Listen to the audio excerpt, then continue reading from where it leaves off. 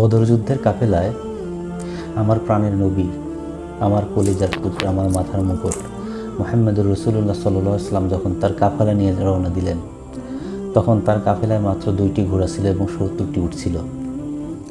এমত অবস্থায় নবীজি টিম করে দিলেন যে এক একটা উট বা ঘোড়ার পিছনে 2-3 জন করে সওয়ার করবে, একজন করে উঠবে আর একজন করে টেনে নিয়ে যাবে। তবে নবীজিও পর্যায়ক্রমে তার সাহাবাদেরকে ঘোড়ার পিঠে চড়িয়ে সে নিজে উটের রশি ধরে টেনে নিয়ে গেছে।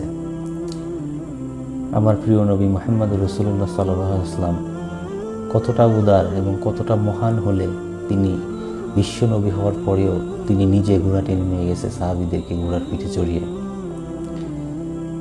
আল্লাহ তাআলা সেই নবীর উম্মত করে আমাদেরকে দুনিয়ায় পাঠাইছে। সাহাবীরা বলছে যে ইয়া রাসূলুল্লাহ, আপনি উঠে সওয়ার করুন, আমরা টেনে নিয়ে যাই। তখন তিনি বলছে, আমার প্রাণের নবী বলছে যে আমার চাইতে তোমরা খুব বেশি শক্তিশালী নও, আর সোয়াব পাওয়ার ক্ষেত্রে আমি তোমাদের চাইতে কম মুখাপেক্ষী নয়। আল্লাহর হাজার শুকরিয়া, সেই রকম একজন প্রাণের নবীকে আমরা পেয়েছি। আল্লাহ তাআলা তার সুন্নাহ এবং তার নির্দেশনা অনুযায়ী চলার তৌফিক দান করুন।